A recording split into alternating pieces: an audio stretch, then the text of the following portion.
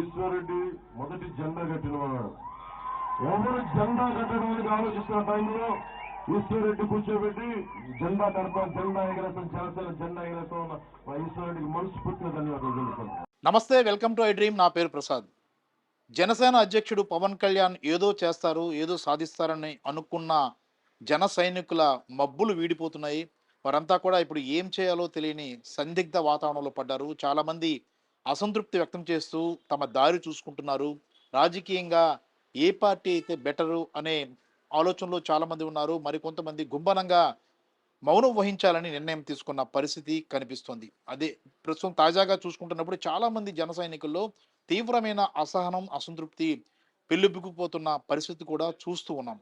అదే దారిలో విశాఖ జిల్లాకు సంబంధించిన వరకు భీమిలి నియోజకవర్గానికి సంబంధించిన వేముల ఈశ్వర్ కూడా ఉన్నారు. ఆయన భీమిలి నియోజకవర్గంలో తొలి నుంచి జనసేన జెండాను మోశారు.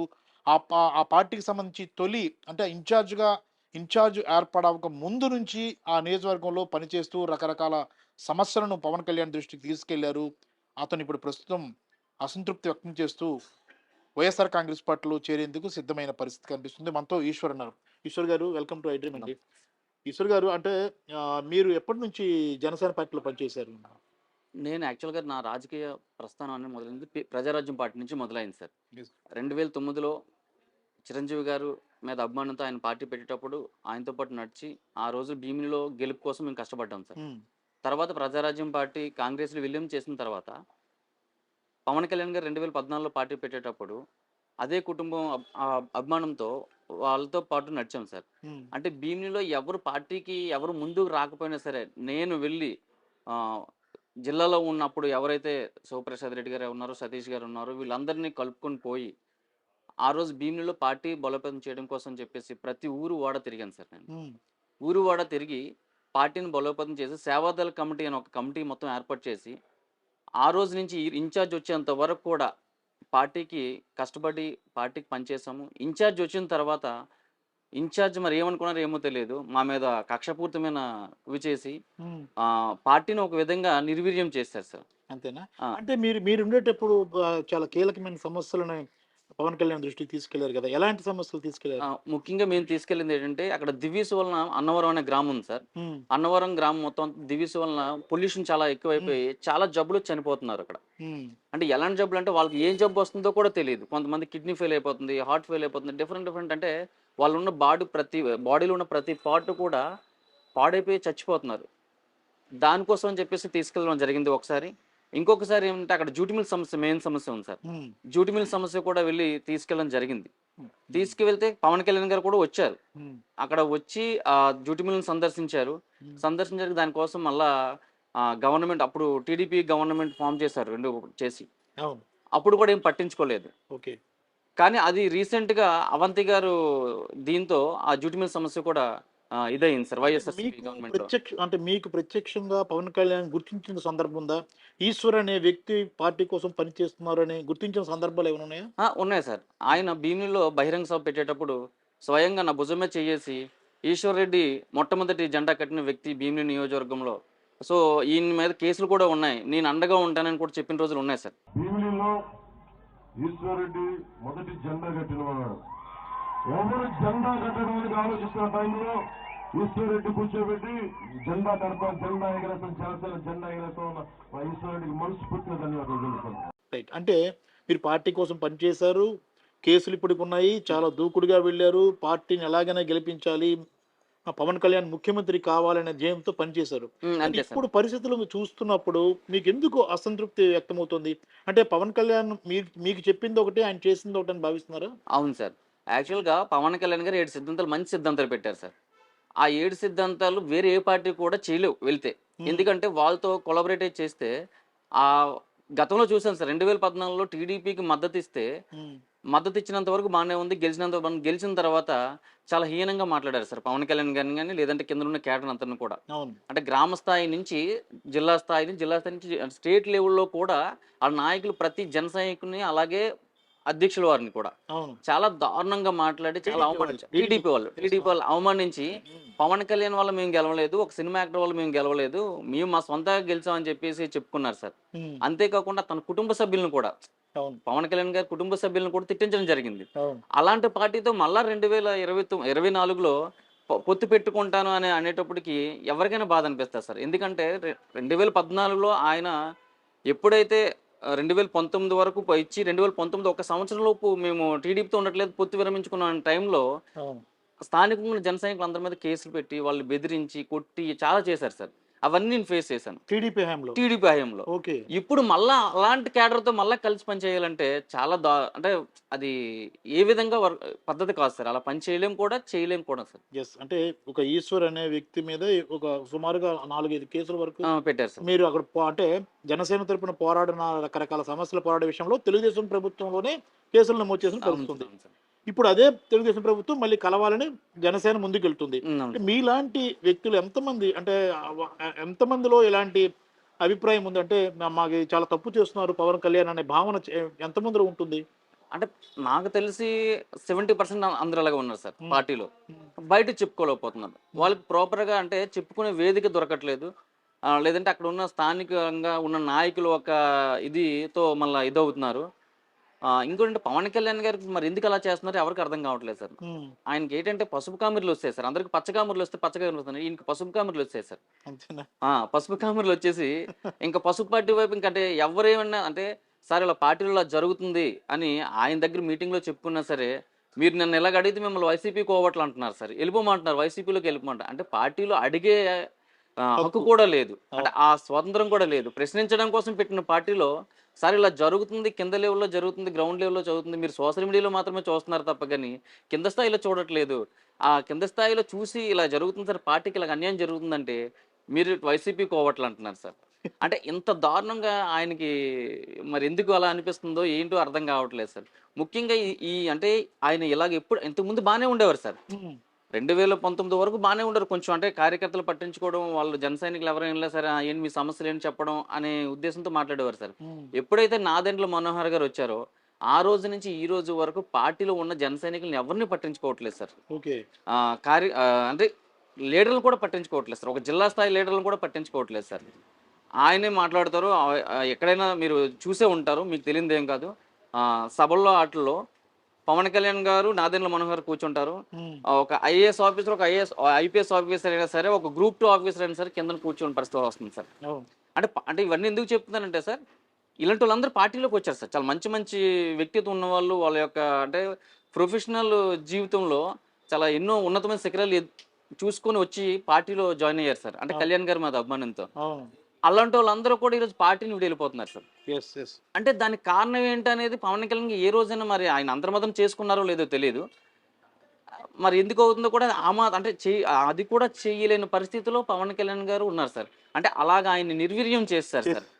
నాదెండ్ల మనోహర్ అనే వ్యక్తి హ్మ్. అలా నిర్వీర్యం చేసేసారు సార్. రైట్. అంటే మీరు అంటే జనసేనలో చాలా కీలకంగా వ్యవహరించారు. అవును సార్. పవన్ కళ్యాణే నా రక్తం. పవన్ కళ్యాణ్ అవును సార్. పవన్ కళ్యాణ్ అన్న లేదంటే అతని హీరో ఇలాంటి భావనతో అతను ఏదైనా ఆయన కోసం ఏదైనా చేస్తాం. ఆ! ఎంతవరకైనా తెగిస్తామన్న ఆలోచనతో మీరు ముందుకెళ్లారు. అవును సార్. అదే సమయంలో మీకు సంబంధించిన సోషల్ మీడియా గాని, మీలాంటి వాళ్ళు గాని ముఖ్యమంత్రి జగన్మోహన్ రెడ్డి మీద చాలా వరకు ట్రోల్స్ చేసిన సందర్భాలున్నాయి. తిట్టిన సందర్భాలున్నాయి. ఇప్పుడు ఏమనిపిస్తుంది? ఇప్పుడు రియాలిటీకొచ్చిన తర్వాత రియలైజ్ అవుతున్నారా? అనవసరంగా జగన్మోహన్ రెడ్డి అని అనుకుంటున్నారా మీరేమన్నా? నిజంగా రియలైజ్ అవుతున్నాం సార్. హ్మ్. ఎందుకంటే మేము నేను నవంబర్ 16థ్ పార్టీలో జాయిన్ అయ్యాను సార్. హ్మ్. అప్పుడు నేను కొన్ని స్కూల్స్‌కి వెళ్ళాను సార్. నిజంగా అసలు ఏం జరుగుతుంది ఏంటని చెప్పేసి. హ్మ్. మా కాపులపాడు స్కూల్‌కి వెళ్ళాను సార్. హ్మ్. గతంలో కూడా నేను వెళ్ళాను సార్. నేను అక్కడ అంటే వాలంటీర్‌గా కొంతమంది నేను చదువుకున్నాను. ఎంబీఏ చేశాను. ఎల్ఎల్బీ కూడా చేశాను. ఓకే. సో, ఏదో వాలంటీర్‌గా ఏదో ఒక వన్ డే వాళ్ళకి ఏదైనా క్లాసులు చెప్పడం ఇలా చేసేవాడిని సార్ స్కూల్‌లో. హ్మ్. అప్పుడున్న స్కూల్ ఫెసిలిటీస్‌కి, ఇప్పుడున్న స్కూల్‌లో ఉన్న ఫెసిలిటీస్‌కి చూస్తే నాకే అసలు ఏంటి ఇంతగా చేశారా? మనం అనవసరంగా సోషల్ మీడియాలో గాని, లేదంటే బయట డిబ అంటే అనేకమైన వేదికల మీద గాని, జగన్ గారిని ఇలా విమర్శించామా అని నాలో నేనే చాలా సిగ్గుపడ్డాను సార్. హ్మ్. ఎందుకంటే ఒకసారి మీరు కూడా ఒకసారి రండి సార్. మీ మీడియా వాళ్ళు కూడా ఒకసారి వచ్చి చూడండి. స్కూల్స్ ఎంత బాగా డెవలప్ అయ్యాయో, వాళ్ళకి ఇంగ్లీష్ మీడియం అవ్వచ్చు, లేదంటే వాళ్ళకున్న త్రాగునీరు సమస్య అవ్వచ్చు, లేదంటే అక్కడున్న టాయిలెట్స్ అవ్వచ్చు, వాళ్ళకున్న ఆ ఫెసిలిటీస్ డిజిటల్ క్లాస్ రూమ్స్ అవ్వచ్చు, చాలా బాగా చేశారు సార్. అంటే కార్పొరేట్ స్కూల్ ధీటుగా చేశారు సార్. అవును. అలాగే రోడ్లు అంటున్నారు సార్. కాపులపాడు ఏరియా వచ్చి చూడండి సార్. భీమిలి అలాగే వైజాగ్ కొన్ని ఏరియాలో చూడండి సార్. రోడ్స్ కూడా చాలా చక్కగా ఏశారు సార్. అంటే కొన్ని తెలుగుదేశం మీడియా ఎక్కడో చూపించేసి చేసి అంటే ఎంత దారుణంగా ఉందంటే తెలుగుదేశం గవర్నమెంట్లో రోడ్లు వేసాను అంటున్నారు సార్. అవును. దాని క్వాలిటీ లైఫ్ టైం ఎంత సార్? ఎస్. అవును. ఇప్పుడు లైఫ్ టైం ఒక రోడ్డుకి లైఫ్ టైం ఎంత ఉంటుంది? నేను కూడా కాంట్రాక్టర్ ఇంతకుముందు చేశాను. అవును. అప్పుడు నేను వేసిన రోడ్డు కూడా వెళ్ళి చెక్ చేయండి సార్, చెక్ చెదరలేదు సార్. అవును. ఎందుకంటే నాకు ఒక క్యారెక్టర్ ఉంది. అవును. అంటే నేను ప్రజలకి నేను ఏదో చేస్తే మంచిగా క్వాలిటీగా చేయాలని. అదే టీడీపీ గవర్నమెంట్ కాంట్రాక్టులు చేసిన వర్క్లు చూడండి సార్, ఈరోజు చిందరమందరం అయిపోయి సార్. అవును. అంటే కాంట్రాక్టులు బాగుపడడం కోసం ఏదో అంటే ఆ, ఒక విధంగా చెప్పాలంటే నాణ్యత లేని రోడ్లు వేసేసి మళ్ళా ఒక సంవత్సరం పోయిన తర్వాత మళ్ళా అదే రోడ్డు కాంట్రాక్ట్ తీసుకోవడం కోసం నిత్యం వాళ్ళ యొక్క బిజినెస్ని పెంచుకోవడం కోసం ఎస్. నాణ్యత లేని రోడ్లు వేసి ఈరోజు జగన్మోహన్ రెడ్డి గారి మీద తోసే పరిస్థితి జరుగుతుంది సార్. రైట్. జగన్మోహన్ రెడ్డి గారు ఏది చేసినా చాలా క్వాలిటీగా చేస్తున్నారు, 10 మందికి ఉపయోగపడి చేస్తున్నారు. డైరెక్ట్గా బెనిఫిషరీకే, అంటే మధ్యవర్తి, అంటే గవర్నమెంట్ పథకం ఏదైనా సరే ప్రజలకు ఎలా చెందాలి, ఎలా చేరాలి, ఆ అర్హులైన ప్రతి ఒక్కరికి నేరుగా చేరుతుంది సార్. రైట్. అంటే ఇంతకు ముందులా జన్మభూమి కమిటీలు లేవు, ఏమీ లేవు సార్. రైట్. అంటే ఇప్పుడు మీరేం చెప్తారు జన సైనికులకి? అంటే ఇప్పుడు మొన్నటి వరకు జగన్మోహన్ రెడ్డి ఒక భూతం లాగా, లేదంటే అతను ఏం చేయడం లేదు అంటూ, అంటే అన్నీ మీరే చెప్పారు స్వయంగా చూసిన తర్వాత ఇంత బాగా జరుగుతుందా అని మీరే రియలైజ్ అయ్యారు. అవును సార్. మీరు ఇప్పుడు పార్టీ నుంచి బయటకు వచ్చేసారు, కానీ మిగిలిన జన సైనికులకు ఏదైతే రకరకాల గ్లోబల్స్ ప్రచారం చేస్తున్న టీడీపీ మీడియాతో సహా చేస్తున్న అవును. వారికి మీరేం చెప్తారు? నేను ఒకటే చెప్తాను సార్, పవన్ కళ్యాణ్ గారు సింగిల్గా వెళ్ళుంటే, అంటే ఒంటరిగా పోరాటం చేస్తుంటే జన సైనికులు చాలా పోరాడే శక్తి ఉంది సార్. ఉమ్. ఏ సమస్య మీదైనా సరే వాళ్ళు ఫైట్ చేస్తే, ఎంత పెద్ద గవర్నమెంట్ ఉన్నా సరే, ఎంత బలం ఉన్న గవర్నమెంట్ అయినా సరే ఆ సమస్య కోసం ఆలోచిస్తుంది సార్. అవును. కానీ ఇక్కడ టీడీపీతో కలవడం వల్ల ఉమ్. టీడీపీ వాళ్ళ అధికారం, అంటే వాళ్ళ యొక్క ఆధిపత్యం కొరకు జన సైనికుల్ని స్థానికంగా చాలా ఇబ్బందిని, అంటే చాలా నీచంగా మాట్లాడడం, మీరు పిల్ల సైనికులు, లేదంటే మీరు ఇది మీ పవన్ కళ్యాణే గెలవలేదు మీకేంటి అనే ఆలోచనతో వాళ్ళని చాలా హీనంగా మాట్లాడుతున్నారు సార్. బయటికి చెప్పుకోలేకపోతున్నారు చాలామంది. ఆ, గత ఒక వారం రోజుల క్రితము జనసేన పార్టీ వార్డు అధ్యక్షులు వేసింది సార్, డివిజన్ అధ్యక్షులు అని చెప్పేసి 98 వార్డులకు వేసింది సార్. ఉమ్. అక్కడ జరుగుతుంది ఏంటంటే చాలా అసంతృప్తి ఉన్నారు సార్. అంటే మొదటి నుంచి కష్టపడిన వాళ్ళు కాకుండా ఎవరెవరు నిన్న కాక మొన్న వచ్చి పార్టీకి వచ్చేవాళ్ళు, అంటే వాళ్ళకి, అంటే ఏదైనా పార్టీ కార్యక్రమం చేస్తే అక్కడ భీములు అయితే ఇన్ఛార్జ్ ₹1 కూడా ఖర్చు పెట్టాడు సార్, ఒక్క జెండా కూడా కొనేవాడు. కానీ అక్కడ స్థానికంగా ఉన్న వాళ్ళు ఏదో రాజకీయంగా వాళ్ళు ఎదుగుదామన్న ఉద్దేశంతో వాళ్ళు సొంతంగా డబ్బులు ఖర్చు పెట్టి చేసేవాళ్ళు కొంతమంది ఉన్నారు సార్. ఈ మధ్యన జాయిన్ అయ్యారు వాళ్ళు. అవును. అంటే వైసీపీలో లేదంటే మిగతా పార్టీలో వాళ్ళకి గట్టిగా, అంటే వాళ్ళు చేసే పనుల వల్ల వద్దు మీరు ఈ పార్టీకి వద్దంటే ఈ పార్టీకి వచ్చి ఏదో 100-200 ఖర్చు పెట్టి ఓ జెండలు కట్టి చేస్తున్నారు. అలాంటి వాళ్ళందరికీ వార్డు ప్రెసిడెంట్లు ఇచ్చారు సార్. ఉమ్. మిగతా వాళ్ళందరూ చాలా ఇబ్బంది పడుతున్నారు సార్, వాళ్ళు మానసికంగా చాలా ఇదిగా ఉన్నారు. అంటే అదే ఇలాంటి ఇబ్బందులు పడుతున్న వాళ్ళు, అనవసరంగా జగన్ తిట్టామే అని చాలా మంది ఇప్పటి వరకు జగన్మోహన్ రెడ్డిని భూతంగా చూసి విపరీతంగా ట్రోల్స్ చేసిన వాళ్ళు ఉన్నారు కదా. అవును సార్. అలాంటి వాళ్ళందరికీ మీరేం చెప్తారు? మీరు ఆల్రెడీ రియలైజ్ అయ్యారు, అవును సార్. అవును సార్. మీరు జగన్ ప్రభుత్వం చేసిన కొన్ని పథకాలను చూశాక అరే మనం తప్పు చేసేమన్న భావనకు వచ్చారు. మిగిలిన వారికి కూడా మీరేం చెప్తారు? వాళ్ళందరికీ ఏం సూచన నేను చేస్తారు? వాళ్ళందరికీ ఒకటే చెప్తున్నాను సార్, ఉమ్. మీరు వీలైనంత త్వరగా జనసేన పార్టీ నుంచి బయటకు వచ్చేసి, మీకు రాజకీయంగా ఇష్టం ఉంటే రాజకీయంగా వైఎస్ఆర్సీపీ ఉంది, లేదు రాజకీయంగా లేదంటే మీ కుటుంబం, లేదంటే మీ పిల్లలు, మీ భార్య, మీ కుటుంబం, మీ తల్లిదండ్రులను శుభ్రంగా చూసుకుని ఏదో ఉద్యోగము, లేదంటే మీకు వేరే అంటే ఆర్థికంగా స్థిరపడే విధంగా చూసుకోండి. జనసేన పార్టీలో ఉండి ఇలాగా మీరు కూడా పసుపు కామర్లు అంటించుకొని మీరు మీ లైఫ్ని నాశనం చేసుకోకండి. నేను జన సైనికులకు అందరికీ ఇదే చెప్తున్నాను, నిజాయితీగా ఉన్న జన సైనికులకి. అవును.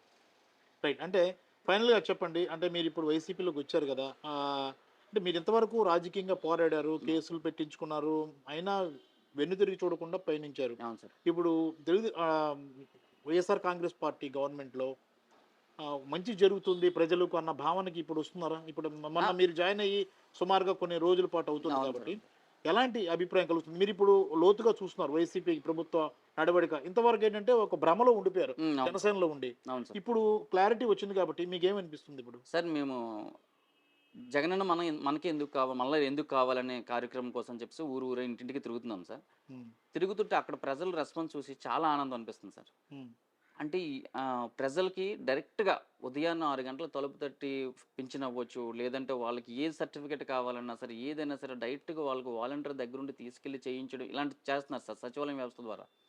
సో వాళ్ళు ఏమంటున్నారంటే, అమ్మా మీకు జగనన్న గారు మంచి చేస్తున్నారా లేదా ఏంటి అంటే, బాబు చాలా మంచి చేస్తున్నారు, నన్ను వాళ్ళు అంటున్నారు సార్, ఇన్నాళ్ళు నువ్వు ఇక్కడ అనవసరంగా అక్కడ ఉన్నావు, ఈ పార్టీలోకి వచ్చి చాలా మంచి జరిగింది, ఇప్పుడు మాకు నిజంగా ఒక మంచి నాయకుడు వచ్చాడనే భ్రమలో మేము ఉన్నాము, వచ్చి 10 మందికి న్యాయం చేస్తామని అనే భ్రమలో చాలా మంది చెప్తున్నారు సార్ మాకు. Okay okay. అంటే గడప గడపకి తిరుగుతుంటే చాలా హ్యాపీగా ఫీల్ అవుతున్నారు సార్ వాళ్ళు. మీరు ఇంతకుముందు అనవసరంగా ఎందుకు జనసేనకి వెళ్ళారని అడుగుతున్నారు వాళ్ళు? అడుగుతున్నారు సార్. ఆ, అంటే అప్పుడు కూడా మేము కార్యక్రమం చేశాం సార్. కానీ ఎప్పుడైతే టీడీపీతో పొత్తు పెట్టుకున్నారో, అవును. పొత్తు పెట్టుకున్న కాడి నుంచి ఇంకా వాళ్ళందరూ ఇంకా పవన్ కళ్యాణ్ గారిని ద్వేషించడం మొదలుపెట్టారు సార్. రైట్. అంటే ఒక విధంగా అభిమానం ఉండేది. ఏదో చేస్తున్నారు, మంచి చేస్తున్నారు, కుర్రోళ్ళందరినీ ఏదో మంచి వైపు నడిపిస్తున్నారు అనేది ఉంది. ఎప్పుడైతే ఈయన టీడీపీతో పొత్తు పెట్టుకున్నారో, పొత్తు పెట్టుకున్న కాడి నుంచి కూడా పవన్ కళ్యాణ్ గారు గ్రౌండ్ స్థాయిలో యాంటీ అయిపోయారు సార్. ఓకే. అభిమానించే వాళ్ళు కొంతమంది కూడా వాళ్ళు కూడా యాంటీ అయిపోయారు sir. Right right. Okay. Thank you very much brother. Thank you sir. ఇది చూసాం కదా, జనసేన పార్టీకి సంబంధించిన సీనియర్ నాయకులు తొలి రోజుల్లో జెండా పట్టుకుని తిరిగి ఆయన కోసం ఫైట్ చేసి పోలీసు కేసులు నమోదు చేయించుకొని ఇప్పటికీ కేసుల కోసం తిరుగుతున్న వారంతా కూడా వాళ్ళ భ్రమలన్నీ తొలగిపోయి ఎప్పుడైతే పవన్ కళ్యాణ్ సొంతంగా కాకుండా తెలుగుదేశం పార్టీతో పొత్తు పెట్టుకోవాలి, కలిసి వెళ్ళాలని నిర్ణయించుకుంటారో చాలామంది జన సైనికులంతా కూడా తీవ్ర స్థాయిలో వ్యతిరేకిస్తున్న పరిస్థితి కనిపిస్తోంది. ఇప్పుడు మనం ఈశ్వర్తో మాట్లాడాము, ఆయన తొలి రోజుల నుంచి జనసేనలో ఉన్నారు. ఆయనే స్వయంగా చెప్తున్నారు, అనవసరంగా జగన్మోహన్ రెడ్డిని మేము నిందించాం, రకరకాలుగా తిట్టాం, సారీ జగన్ గారు అని చెప్పే పరిస్థితి కూడా వస్తుంది. ఎందుకంటే గతంలో ఆ భ్రమలో ఉండి రకరకాల విమర్శలు చేసిన మనంతా కూడా ఇప్పుడు రియలైజ్ అవుతున్నారు.